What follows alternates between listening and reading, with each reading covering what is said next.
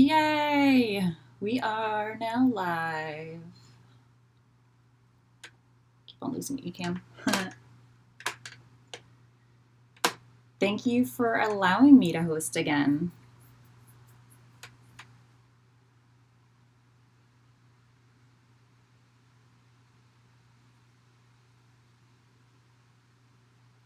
I'm really happy about this composition. We are now live.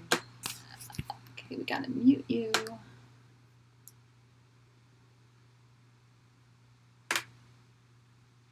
Hi. Welcome to Watercolor with Lauren Arno. Hi, Nish. Hello. Sorry, it's like hard for me to read everybody's names because I have my laptop farther away and I don't know, my eyes are just shut. So if I mispronounce your names, it's just because I can't read that well anymore because my eyes are being poopy. Oh my gosh, Porcupine Pancake. Hi, from France's class. Yes, she just ended. So I got to catch the end of hers. Her drawing was really nice, the drawing she was doing of Richard. So we got Stendek, we got Porcupine, we got Anish, we got Sketchy with us. And we got Sanskriti. Hi Sheila. Hi TH. Stefan. It's chilly today in New Jersey. It's really exciting. It's like 50 degrees. Hello from Berlin. Yeah, I'm wearing just like magnifiers, like inexpensive $5 pair. These ones used to be too strong for me and now they're like too weak. It's probably from playing too much Candy Crush or something like that, playing with my phone too much. Hi, Allison. What's the weather like in Montana?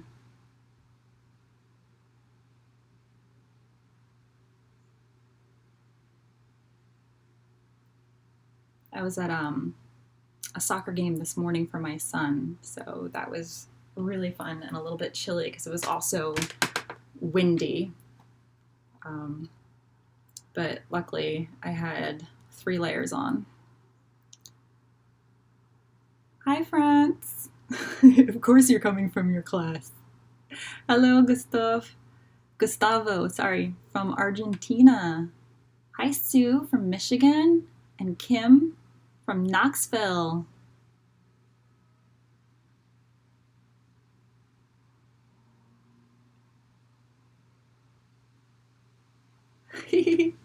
Happy Pratt, I am very happy that you're excited to do watercolor. Last week, I already lost the painting I did last week. Oh, here it is. Last week I did the same subject. Miss Dominique, she might be able to pop in and join us today. Oh, rainy today because the first 2 weeks ago. Oh, the fire. Oh, yeah. Oof, my gosh, I really, my heart goes out to everybody who on the left coast where all the fires are. Oh my gosh, from Maine. I love Maine. Absolutely love Maine. I stayed from around Bar Harbor, Acadia National Park. I actually rode my bike up the mountain there. I think it's, so it was fun. I've never been to Michigan. I should probably change that. And Washington State. My grandma lives there.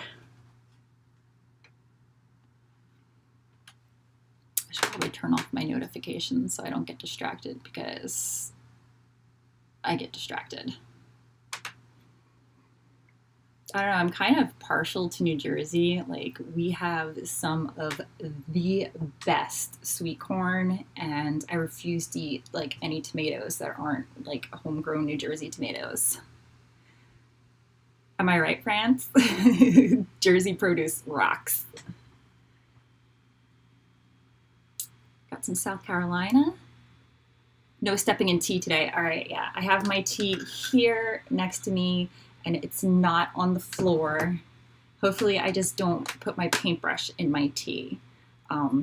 Yeah, that did not feel good last week because then I had like sloshy wet socks, and wet socks don't feel good. And we have no weird sounds going on. I don't know what the heck I did last week, but we had that weird boop, boop, clicking noise. Yeah. Oh my gosh, especially like once you get into like Central Jersey, Burlington County, Mercer County, there's some amazing farms out there. Like in Pennington, I visited an organic farm with my kids, my family. It was my husband's idea, and we had so much fun. And it was hilarious because they have this pen out in the middle of a field with like 200 chickens in it. And as soon as the tractor went by, like all 200 chickens ran out because they were so excited. They thought they were going to be fed. And it was just like, no, sorry, we just came to look at you.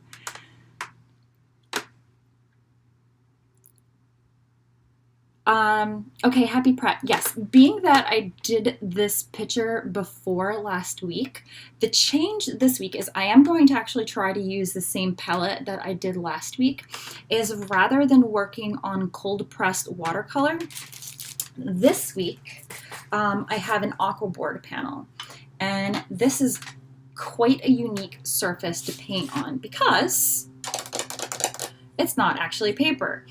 It is a clay board panel, so it's a very, very thin, as you can see here, extremely thin layer of clay on a masonite board, and it's given a texture that's not quite as rough as cold press, but not quite as smooth as hot press. And I don't know, there's something about the smell of it that reminds me of linseed oil and Crayola crowns. So it's very nostalgic and soothing. So yeah, I'm going to be painting on, sorry, I just got distracted by Sheila saying that she's an hour from Bar Harbor. I got really good rose flavored ice cream there. Okay, back to Aquabord. Yeah, so it's a really unique surface to paint on, and I enjoy it thoroughly. One of the nice things, even though it is expensive and there's a little learning curve about it, is that it's a very forgiving surface. And I'm sure anybody who has ever worked with watercolor knows that because it is a translucent medium, that once you lay something down, if you make a boo-boo, have a little happy accident, you're gonna have to work with it because majority of the time you can't erase it. So you just have to sort of shift your original plan a little bit and work with what you've got. I mean, if you're using like a really good cotton paper or like a 300-pound paper, sometimes you can lift it up a little bit, but once it's dry, it's dry. But with Aquabord, you can use a stiffer bristled brush. Like, I have no idea what brand this one is, but it's a little bit stiffer bristle. And you can actually just gently wet and sort of lift up any boo-boos that you make. I mean, like, I've gotten really frustrated where I literally just took a sponge, soaked the board, and just completely wiped it clean and started over again. I've also oversaturated the board and took a scratch knife and completely scratched all the clay off, and then it was just a useless board. So don't do that. It's okay if you get frustrated. There is a definite learning curve with it, but it's really forgiving, and I personally think that it's worth the extra money to invest in because right out of the package, it's ready to use. You don't have to worry about stretching it and letting it dry like paper. It's pretty easy to frame. You just use a floater frame or just a traditional frame, and you just pop it in there. I like the floating frames. They look really pretty because they leave like this little gap around there. It's very classy. So yeah, what else is different about it? The salting effects still work with it. All the techniques that you would typically use with paper are still the same. It's a really beautiful, durable surface. I'm saying way too much. And you can purchase it in multiple sizes. So here is a painting that I did before. this is one of my experiments. This is probably like maybe the third painting that I tried out using Aquabord. And as you can see, like I did some of the salting special effects. I was able to use my wet on wet washes and really have fun and go at it. You can use some mixed media with it. You can use some colored pencil on it. You could throw some acrylic or some gouache or gouache, however you want to pronounce it. Like every single time I read the word gouache, I'm like gouache, gouache, gouache, gouache. The little duck or something. So yeah, it's a really excellent surface. I enjoy using it a lot. I got stuff stuck on there.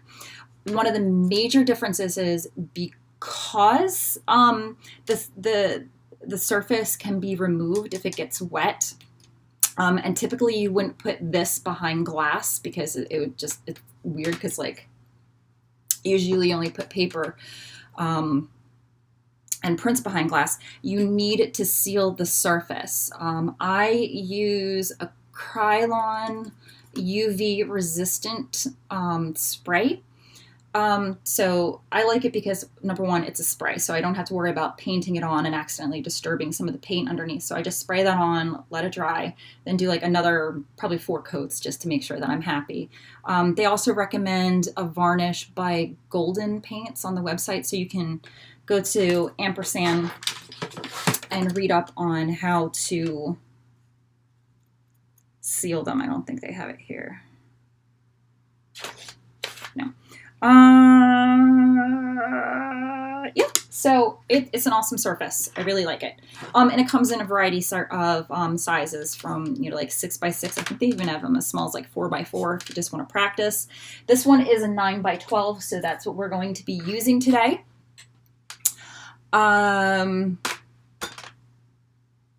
Yeah.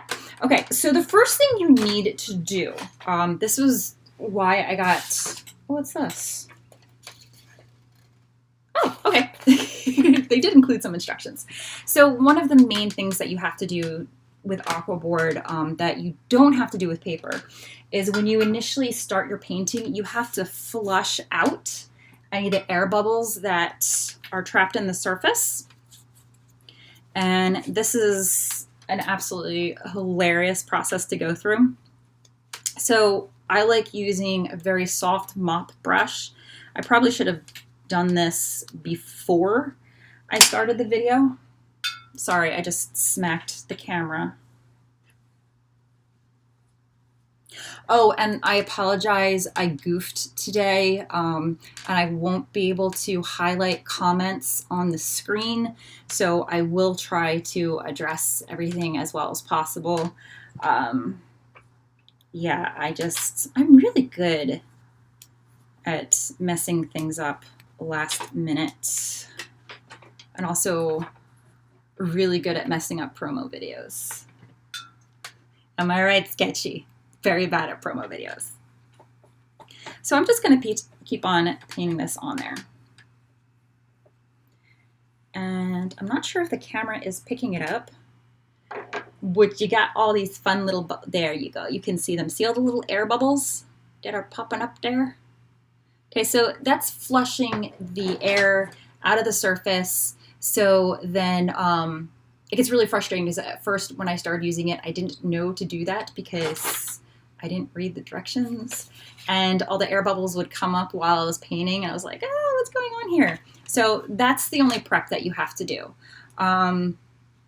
If you're really impatient, you can add a little bit of alcohol to your water, and that will help the flushing process a little bit faster because, you know, alcohol, it evaporates quicker than water, which I found out while I was doing Art Wars because I needed my painting to dry faster, and I didn't have any rubbing alcohol, so I just like waltzed over to the bar and I was like, I need some Korean alcohol for painting, art purposes only, and it worked. So yeah, it comes with the instructions. Aquabord helpful tip. New Aquabord. For best results, flush out the panel with water using a large flat watercolor brush to release trapped air in the surface. Once the surface is slightly damp, it is ready to use. Re-wetting may be needed as you work. Note that heavy water applications may release more air. Use a blow dryer to dry and dissipate the air. Enjoy this new paper-like finish and create brilliant watercolors. Visit www.ampersandart.com for more info. All right, so you can see it's flushing air out. It's happy. I'm just gonna pop the bubbles with my brush. Now, I never, like, my only confusion is, like, I haven't really figured out yet if I should draw my sketch on there first and then do the flushing out of the air, or do the flushing out of the air and then do my drawing. So I'm just like, I guess I'll just have to mess around with it later and figure out what works best. But just to get the surface prepared for my sketch, I'm going to do the whole hairdryer thing.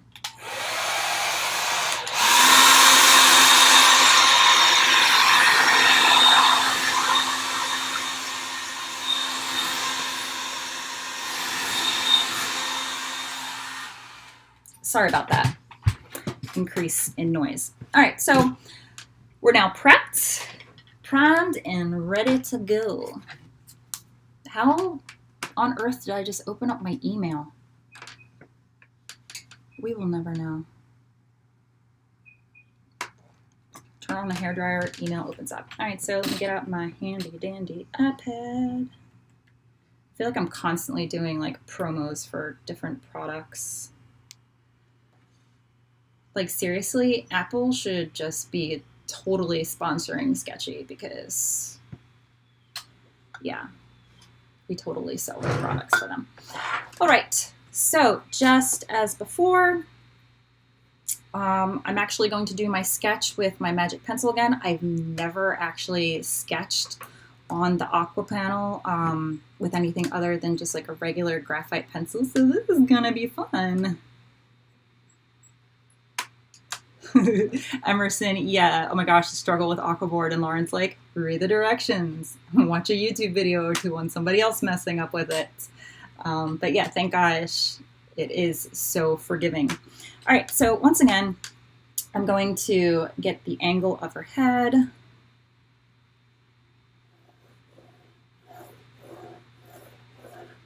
Barely really see that line. It's all right. So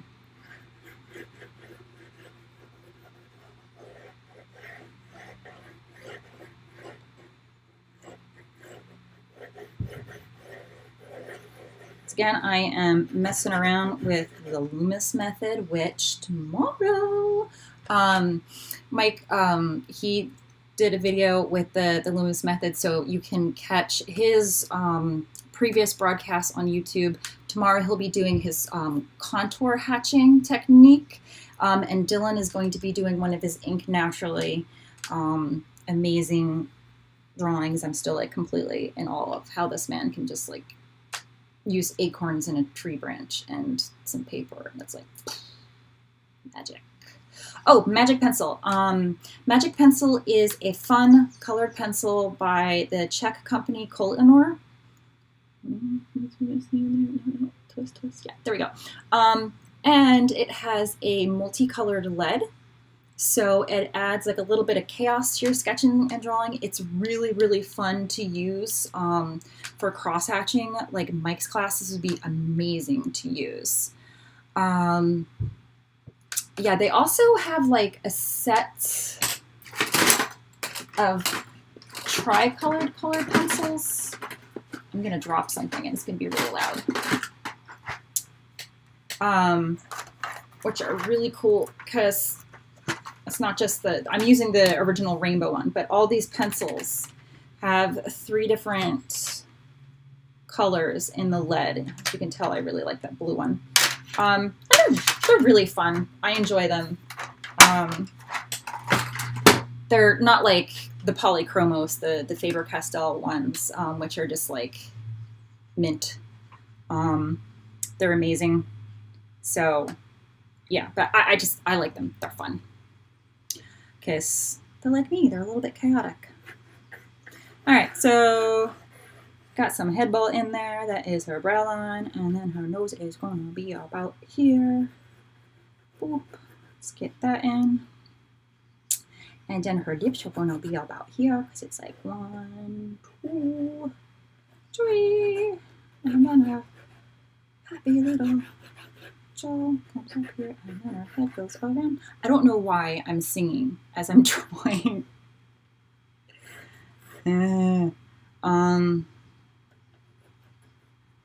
Yeah, those of you who've like watched my videos know I'm probably one of the noisiest sketchers out there. Get some lippy lip in there. And one of my tricks for successful sketching and keeping myself loose and light is I always hold the pencil further back. Barely Bose, this is not paper. This is actually a clay panel.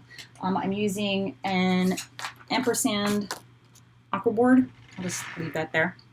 It is a clay panel that is coated with a special, like it's formulated of clay. It's almost like a modern fresco, as one artist online puts it. So I'm like literally going to be painting on a clay surface. I just would be very, very gentle when I'm sketching on it because I don't want to actually etch into the wet clay. Oh, and it says, I'm wondering the same thing why I'm singing so much, by the way, singing well. One of my seniors, when he graduated,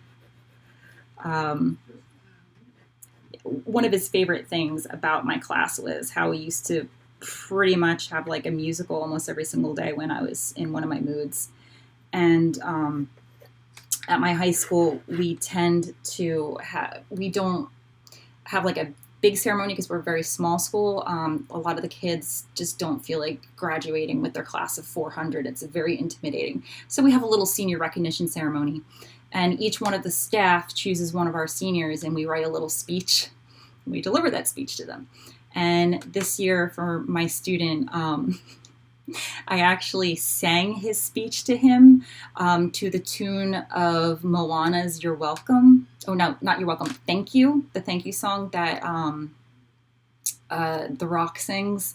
And so I changed it, instead of thank you, I changed it to You're Welcome. And it was absolutely hilarious. And because everything was virtual and online, it's now like recorded and saved on God only knows how many hard drives. But whatever. I had a blast doing that.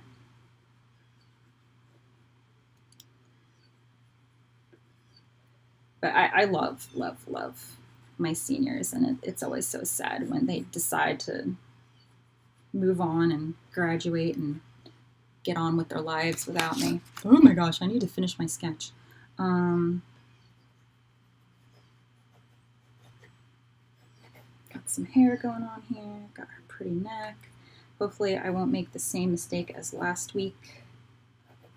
Make her chin too big, but it's okay because we fixed that quite easily. I have to remember that her eye is more of a straight line. Get that shape there.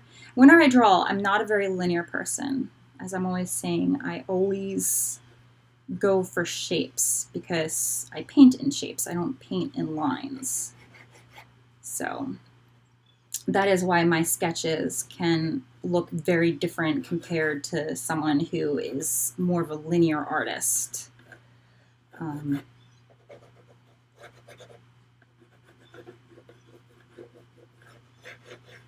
Because I'm using a larger surface this time around, I can actually get more of her figure in here. I'm still getting her nose off. I always end up having to fix that like while I'm painting. And I really like drawing noses. And I really like her nose. It's really cute. So are her ears. Just got a highlight here. Then we got like this triangle here. Got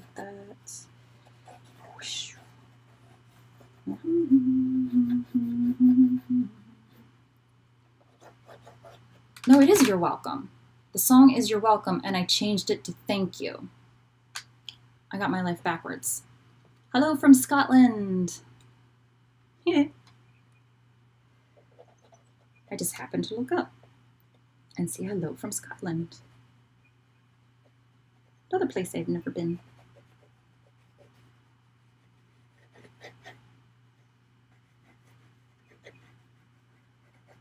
My husband's tuning in. Paul, we need to go to Scotland and Michigan.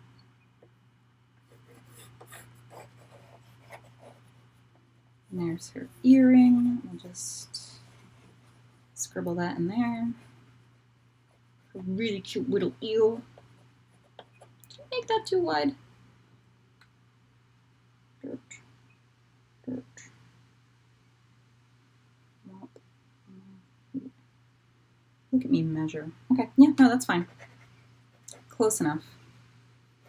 Got the flower here. I like literally the way I'm holding this pencil, I look like a child who hasn't learned how to properly hold it writing style. But this way, using my whole shoulder, so I'm using more of my gross motor skills rather than my fine motor skills, which is a good thing because we want to preserve those fine motor skills. And then maybe I'll actually include like a little bit of her hand this time around. Okay.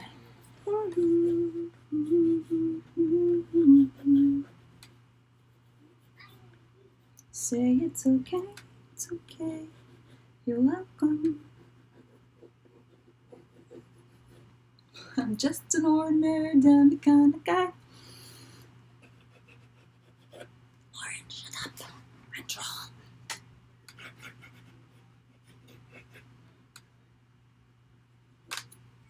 So yeah, in the comments, put down what your favorite musical song is. Movie, musical, Broadway, opera, rock opera. I don't know. All right, so there we go. I almost dipped my brush in my tea. So once again, just like paper, the water will only flow where you let it. Still got some air bubbles going on in there. Oh, look at that. This is nice because the magic pencil, the Magic FS pencil in Rainbow is not water soluble. So as I am flushing out more water, my sketch is staying there. So I now know that I can do my sketch ahead of time with the Rainbow pencil. My tea is getting cold. Yeah, this is from this morning. It's been reheated twice. It's my Earl Grey. I almost drank the tea bag. This is actually a soup mug. That's why I have a straw in it, because it's so cold now.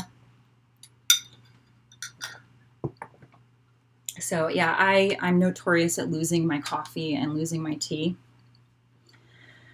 And I'll just find it like a few hours later. And then it's like, oh, hey, I have iced tea now, or I have iced coffee. Fortunately, I don't put like any creamer or anything in there because then that would be pretty rancid. So, all right, I just flushed that out. Now let's go into the colors and start painting.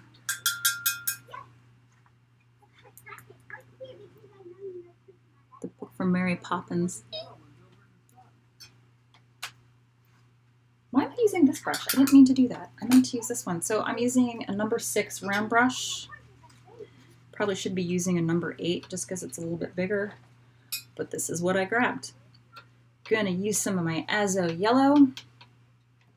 Mixing that up in there. Just gonna move my palette over. I'm gonna take some permanent rose. If you start hearing some happy noises, that sounds like small children having fun. That is my family in the backyard.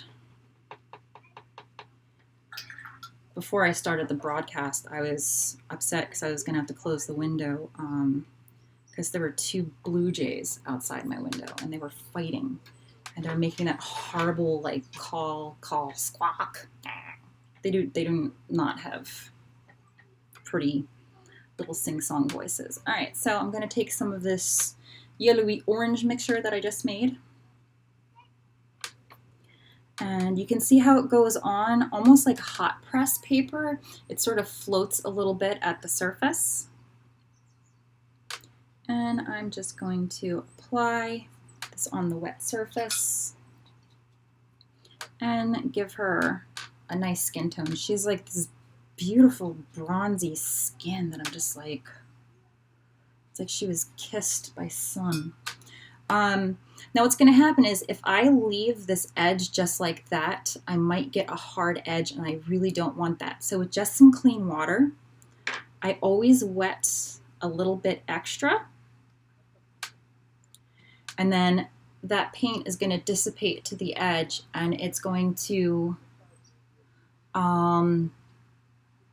sorry, my neighbor just texted me. And it's going to allow that edge to just dissolve a bit and be a little bit more soft and fuzzy.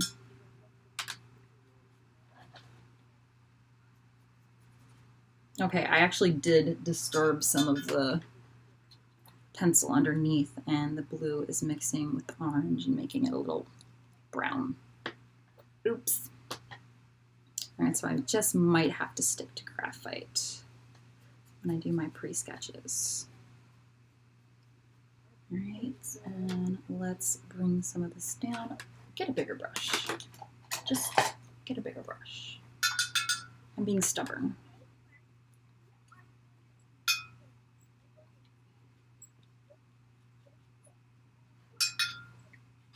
Pre-wet the area. One thing is another difference is the Aquabord does absorb more water than the paper at like a faster rate. So when you do wet on wet techniques, you are going to need to use a little extra water to compensate for that. Unless it's a really humid day, in which case, you know, art is controlled by the weather.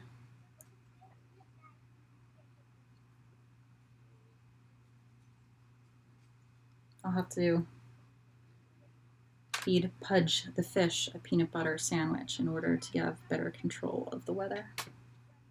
Who knows what movie that's from.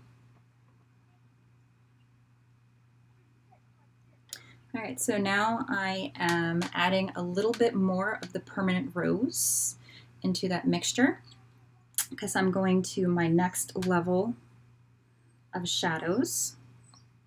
And notice how I am completely running over the areas where her lips is. I'm not painting feature by feature. I'm going shape by shape, and I'm allowing the puddles of color to overlap. It's not like you're doing a drawing with marker or colored pencil where you have like these specific outlines that you have to stick to. They're more like guidelines. And with watercolor, there is an expectation that it can be very loose. Some people have very tight styles, but for the most part, I do not have a very tight style. I like to keep things really loose. Excuse me. And so in the end, the last few layers that I do is where I can go back if I want to and tighten up those shapes and get very specific edges. But when you first start painting, just go for the larger shapes. Go for the big idea, the big picture. If it helps to squint your eyes and just, or not squint and just let, I'm not sure if everybody can do this. Like I heard that some people can't, but where you just completely relax your eyes and focus on absolutely nothing. You get that really weird, scary look on your face. And then look at your muse, your inspiration, and focus on the blobs of value that you see.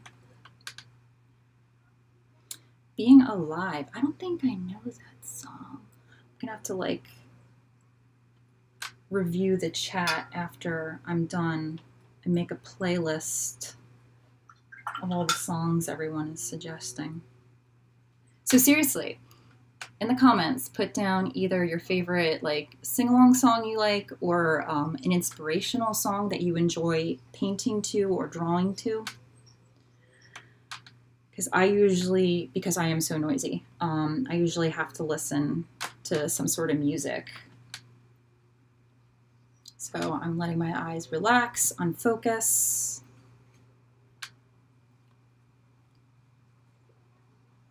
You can see that how I'm getting a harsher line there. I don't want that yet in my drawing, so I'm gonna have to add some more water. Once you start seeing hard edges develop, that's when you know you need to start tickling in some more water. Okay, and that's sort of like a triangle shape.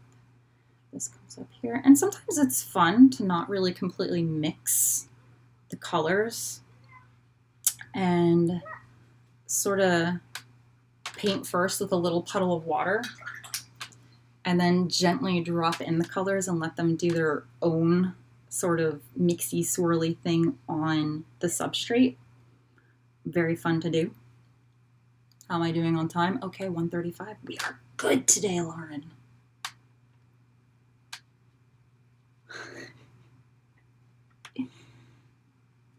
Where did the children play? By Cat Stevens. Oh my gosh, anything by Sia. Porcupine Pancake. I love Sia. I have a student who sadly is a senior this year, and he literally, like, everything is Sia. Sia that he plays. And we just rock out together listening to Sia. I have one of those Bluetooth speakers in my classroom. And sometimes I'll let the kids attach via Bluetooth like their MP3 players or their phone to it so they can like play one of their school appropriate songs. And I had forgotten that he was the last person to be the class DJ.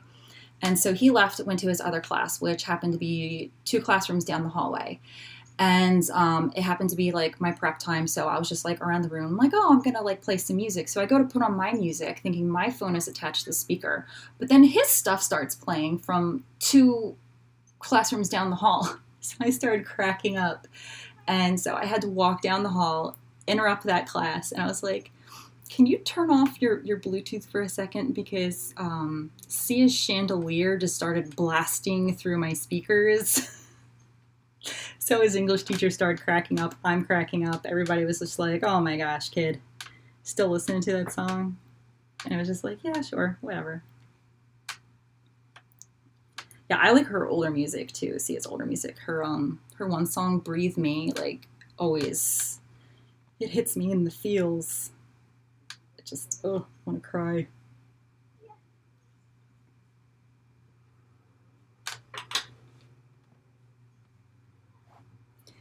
Alright, I need something to tilt my canvas up on. What do I have that's close?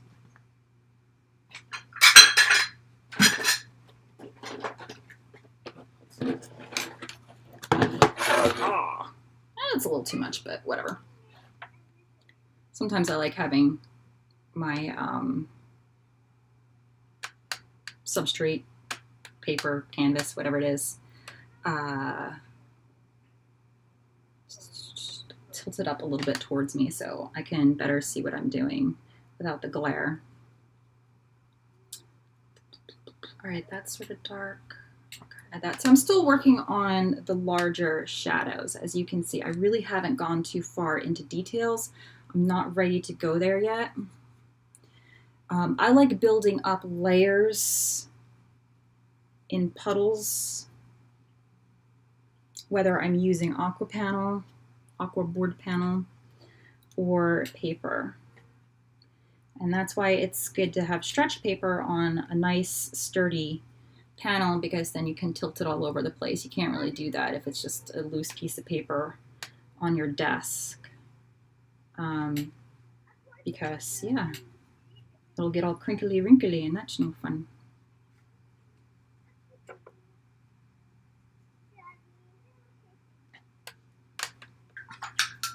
Alright, so let us assess what we're doing here. I think I need to warm up this area a little bit here. Let me get some more of the permanent rose. A little bit more of that Azo yellow. More rose. Here I am singing as I'm mixing my painting. So, just as before, because I'm using such strong oranges in her skin tone, I am going to go to the opposite end of the color wheel, and I'm going to, more like a split complement, and I'm going to use blues and violets in the shadows. I'm not going to really use the greens too much because they're going to clash way more, even though blue is an opposite, and it will like neutralize any of the orange. So that's why I'm going to push it more towards the violet. I don't know, my voice was shaking there. And so this is how like I choose my shadows in order to push a contrast, is to use either direct opposites, the direct complement, look at me painting all over here, or using split complements. And that will help the shapes to stand out from each other rather than blend in. Did I switch colors? No, I am still playing with the Azo yellow and the permanent rose and mixing them together to get the orangish tones. And today I just feel like keeping it a little bit looser than last week. Let me get the shadow underneath her nose. I almost completely erased my sketch underneath. Oops.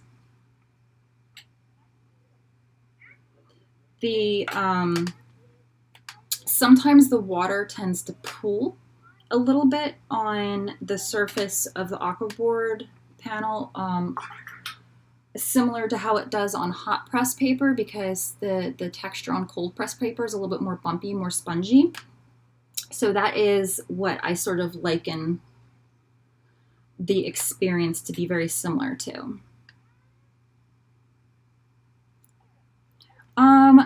Okay, Kim asked me, do I ever feel the need to blot excess? Yes. When I feel I do not have the best water control, I will either use a little sponge, a little piece of rag, or a dried off paintbrush, and I will blot the excess. But sometimes I like when it pools, because then the gravity will pull some of that pigment down and you'll get like unique edges there, and the inside still stays sort of like loose and flowy. So it's really a personal preference of how much water you like to work with, how much you like your paint to puddle with, or how tight you like it to be. Because some people, they paint with watercolors and it ends up looking like almost like a colored pencil drawing. It's like very tight and very specific. Like they almost use the brush like it's a water-based marker, and those people kind of blow my mind because I'm not really good with that. So it's like a really tight drawing almost. Very illustrative, their technique. I'm not an illustrator, so you know, I'm always impressed with people who have a different skill set. I'm always like, teach me your ways. Like everybody who can do the Procreate stuff. I mean, I've taken Lisa's classes and I've watched France multiple times, and I'm still like, I have no idea what I'm doing. So yeah, I guess I just need to spend more time with it. Okay. I just used my hand to blot my brush instead of paper towel. Some days I'm a special kind of stupid. All right, so this shadow, this triangular shadow on her cheek, I feel like I need to put another layer on top of that. If you don't let the first layer dry underneath when you put a second layer, you can accidentally lift it. So, I mean, there is a learning curve with water control and timing of things that's slightly different with the Aquabord. So, okay. Now that edge there is a little bit too harsh. If you can see on her cheek, like it's a very soft gradation. So I'm just gonna take a damp brush. You can tell this is a natural brush because look how it just kept that form versus a synthetic brush. If I do this, even if it's wet, it snaps right back in place. What's really fun with the Aqua panel is I can take this semi-moist brush and stipple it here. And I'm actually lifting up some of the paint underneath there. And you can get some really wild effects. It like, I don't know, it's such a unique experience. I really enjoy it. You have to come to using new substrates with like open expectations.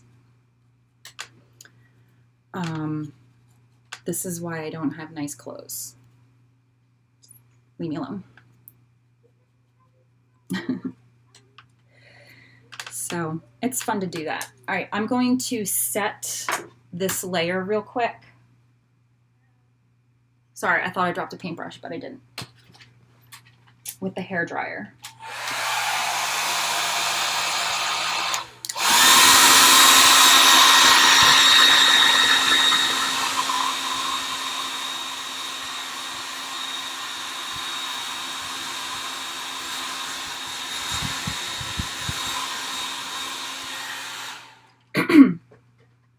I'm also going to illustrate something really cool. So see this hard line here, right there? There isn't a hard line in that shape in the Muse and Dominique's face. So I'm going to be using the stiffer brush, which would be a synthetic one, and I'm just tickling it over that edge. And look, I was able to soften that up. And yeah, so Aquabord, really forgiving. I'm just going to blot a little bit more there. All right, so let us move on to the next phase. What are you? You are my number 6. So now I'm going to mix a little bit of the permanent rose with some of the phthalo blue, which I can finally pronounce properly from last week's painting session.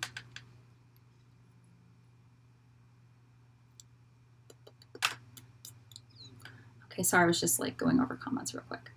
All right, and so this is, let me show you the color I just mixed. I just mixed this one here, so it's like a red violet. And I'm going to move into the corners of her mouth. This is still very, very wet. As you can see, my brush is puddling. But I'm going to start doing some more specific shadows. And I'm going to start carving out the shadow that is underneath her nose. I'm going to turn back on my iPad so I don't have to use my computer screen as reference. Alright, so she has this fun shadow underneath her nose. Boop. And boop. And it meets the... What is this called? The space here, that little divot right above your lip. It does have a specific name. I look it up constantly, but never remember what it is.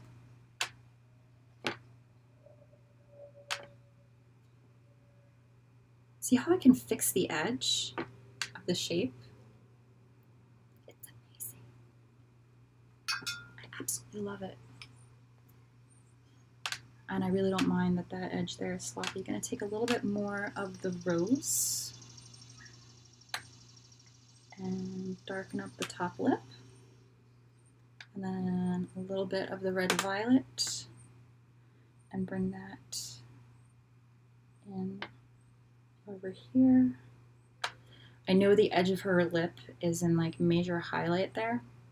I will get back to that later. And then she has this awesome swoosh underneath here, which I need to add a little bit more blue.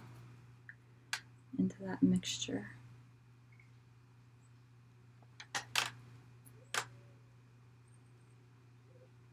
Guess that is one of the darkest shadows if I squint my eye. If you have trouble with differentiating value and the color gets too much in your way, you can always, if you're working from a digital muse versus like a printout, you can always convert the image to black and white, and that way you're not distracted by the color and you can just focus on the value. I do that all the time. It helps me immensely.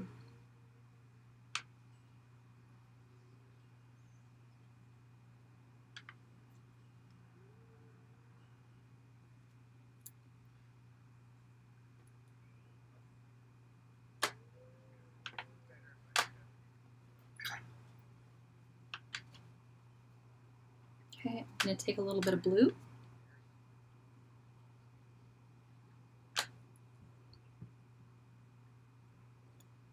One thing that is a little bit frustrating with watercolor is the fact that it dries down so much lighter than when you initially plop it on there.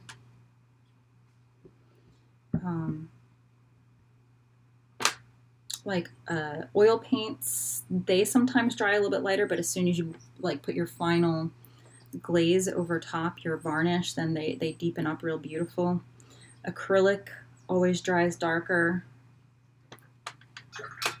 Gouache, since it's opaque, usually stays pretty true. So I find myself always putting things on like extra light with the watercolor, and then it dries down too light, and I'm just like,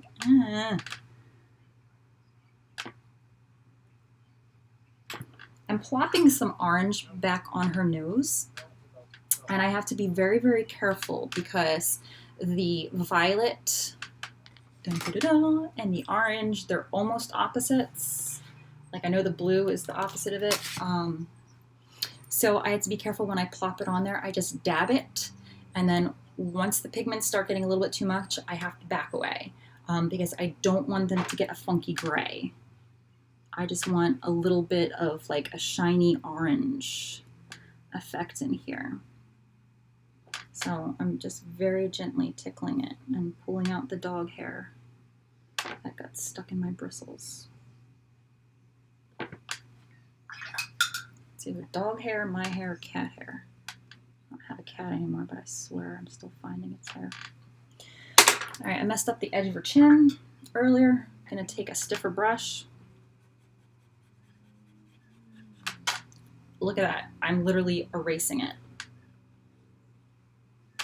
What is this witchcraft? It's like, what? It's so amazing. I so dig it.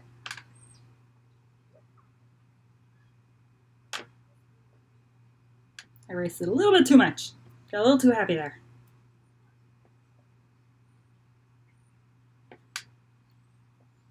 My gosh, this woman is so beautiful.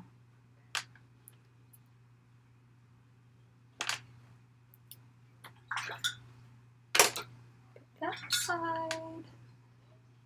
Get some rose, clean it, grab some phthalo blue, mix up some violet.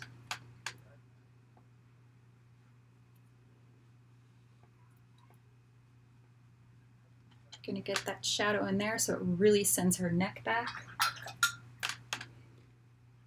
Just floating some water on here. Being very careful to like float each layer on top so that I don't really disturb the layer too much underneath, because remember this stuff is a little bit on the erasable side on this surface. So it helps to think that you're just floating layers on top of each other.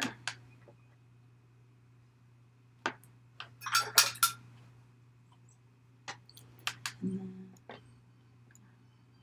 tickle some red violet in there. Okay, Okay, someone has a question. On my sketchy watercolor class, do I go in how to mix color for portraits? I do, but because that is my crash course on watercolor, I don't go as in depth as I would like to. But fear not, I am going to be working on some lessons on like more heavy with color theory and mixing. To get the specific skin tones that you want and how to master your palette and still at the same time keep everything like super lush and vibrant, because that's one of the beautiful things about watercolor is its vibrancy, because it's so translucent. So it's really absorbing a lot of light and at the same time like bouncing it back at you, because you can still see all the layers underneath down to the white of your substrate, versus oil paints, acrylics, and gouache. They're more opaque. So I mean, there is some translucent if you do like a lot, well, except for gouache, you can't really do glazes with that. There can be some translucent luminescence in oil paints and acrylics, but for the most part, if you want really luminous colors, you're going to need to go for watercolor, and I mean, I guess you could go for digital media, because like literally you're painting with light. But I mean, if you ever have any questions about how to specifically mix a shade or a color, and you don't feel like purchasing a separate tube of paint, you know, just drop me a message. I can come up with a color formula for you. You can always message me at the Sketchy Art School, which, don't forget, down below in the description, there is the code. Oh, I know what I dropped. I dropped my mouse. There is a code down there to get some money off of a class. All right, just wanted to check that message there. All right, so I'm absolutely loving the way that, see how the orange that I dropped in the neck there, it's like not mixing with the purple, it's just sort of pushing it around, because I only sort of dabbed and tickled it in there. I didn't overstroke it. I didn't overwork it. And so that's how it's, I just forgot the word I wanted to use. I didn't overstroke it, so that's how it's able to stay so unmuddied. You have to be very cautious when you are using split complements so close together. I also have another little handy color wheel here that I made. Because if you do start mixing your split complements or your complements together, they're going to neutralize each other, and you're either going to get really interesting brown, or if you have more of the cooler color, you're going to get more of a gray. So yeah, if you have more of the warmer color in an opposite, a complement mixture, you're going to get brown. If you have more of the cooler color, you're going to get gray. Interesting thing to know. Kim asks, will the color theory class start soon or in the winter? I don't know. I'm sorry. That's kind of like up in the air when we're going to have a start, because I am not the most gifted person when it comes to filming things, especially if it's like something that I have a script for. Just not good at it. So I'm practicing. I'm trying to get better. So yeah, as soon as it's going to get closer to that time, like, we will put it on blast. All right, now I'm going to move up to the eye area because I only have like 2 minutes left. What the heck, Lauren? I just got too into explaining the differences in the substrates. Sorry. As before, I will try to record the finishing process as I continue to work on this. So I will put that up on my YouTube channel, or drop it over to Sketchy and let them post it here somewhere on their channel. Or both. Makes no never mind to me.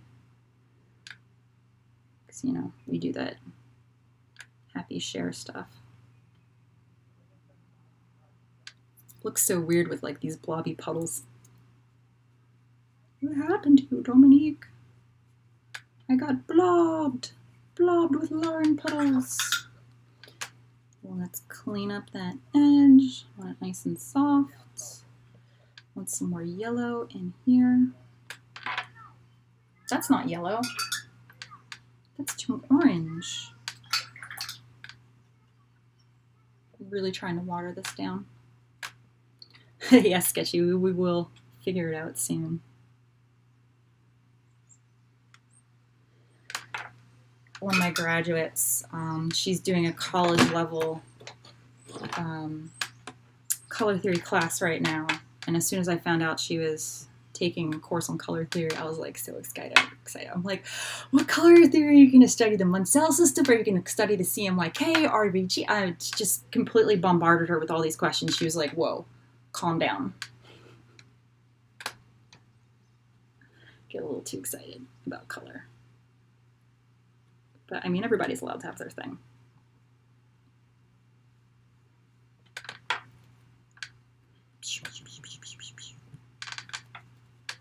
Okay, so it is 2 o'clock. I really should be going through and answering any questions because fortunately there isn't anybody painting or drawing after me.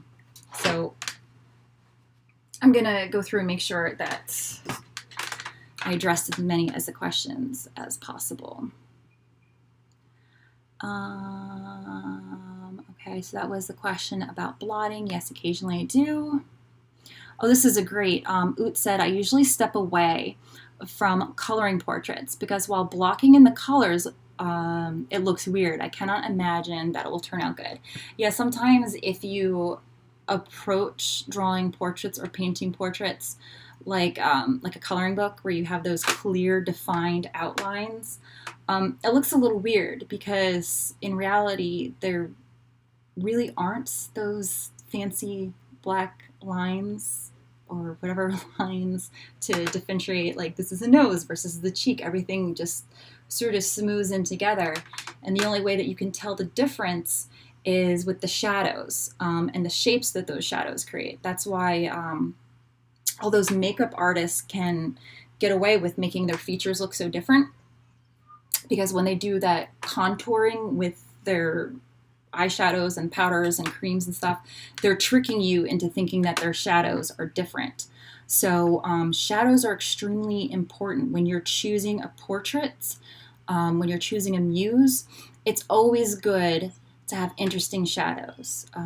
It just makes for a better portrait. It makes it very interesting versus when you just have that little shadow under the nose, a little thing in there, and like maybe something where the eyes are.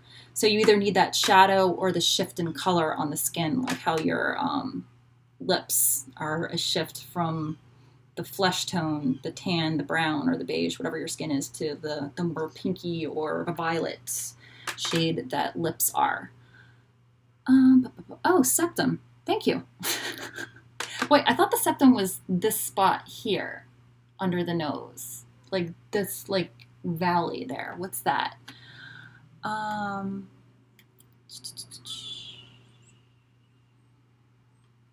Oh my gosh, Jennifer, you're watching the video on top of your shower.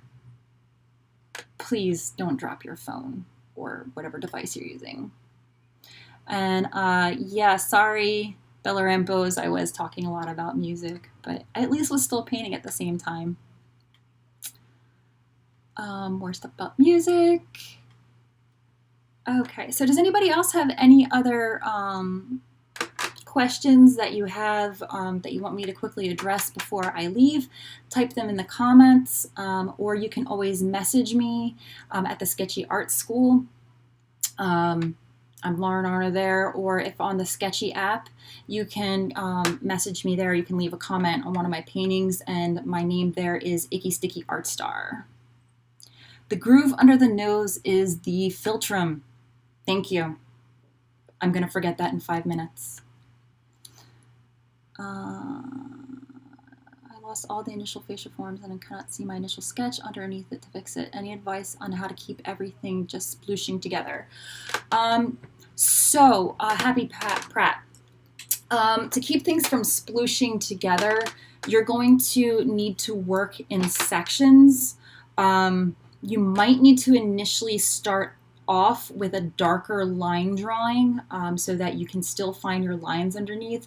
So using something like a polychromos, an oil-based colored pencil can help, do a few test trials with some colored pencils and having water go and make sure it's not water soluble because you don't want to accidentally having your lines erase. That can help. And like I said, just sort of going section by section, that can help you plan out, and as well as only wetting the area that you want to work on, because if you wet the entire area, the paint is going to sploosh all over the place. And just focusing on water control, maybe use a little bit less water and working in lighter washes, so then you can still see the sketch underneath and then slowly build up the detail. That's sometimes what you can do. Just wondering about the rose violets. Did I mix or have a separate color? No, that rose violet, that was just phthalo blue plus the permanent rose. And it was leaning more towards the permanent rose than blue. So the mixture was heavier towards the red end than the blue end. And that's how you can mess around with that. One thing I suggest doing is taking your paints and making a color chart, like a grid. Put your straight from the tube, block it out there, and then put straight from the tube, well, not like squeeze it onto the paper itself. And then I put like cyan here, cyan, cyan, cyan, and then I let that dry. And then I did the magenta, and then I did a layer of magenta on top, and then I did a layer of the yellow on top. And so you can figure out the ratios of how to mix your colors and what colors they will create. So then you know how many colors you have at your fingertips using maybe perhaps only 3 tubes of paint. You might be able to get like 144 colors, you don't know. Just depending upon the ratio of how you mix them together. And that's how you can have a very unified palette with many, many, many shades and hues to choose from without breaking the bank. So, yeah. Okay, any other questions before I sign off? Any other requests for songs? Like piano bar. Oh, so your iPad was on a shelf outside of the shower. You're a smart one there. I would be the goofball to take it in the shower and ruin it because the iPads aren't water resistant. Okay, so yeah, I totally went 10 minutes over. Apologize to anybody that I was disrespectful of your leaving time. But thank you for hanging out with me. Make sure that you visit again tomorrow on the Sketchy channel because we're going to have Mike and Dylan. The guys' turn. They're going to be using some inks tomorrow. Mike is going to be doing his contour hatching, and Dylan is going to do his typical magic with using his homemade ink and handmade pens. So thank you so much. Oh, Sue saying the hair color. I will get to that tomorrow. I am going to use the same colors I did before. I started using some transparent brown oxide, mix that with a Payne's gray and a little bit of the violet, and that's how I get the hair color. So, okay, everybody have a wonderful weekend. If you're having nice weather, enjoy the weather. If your weather's not so nice, have a cup of tea and snuggle up with your art. All right, see you guys around. Bye-bye.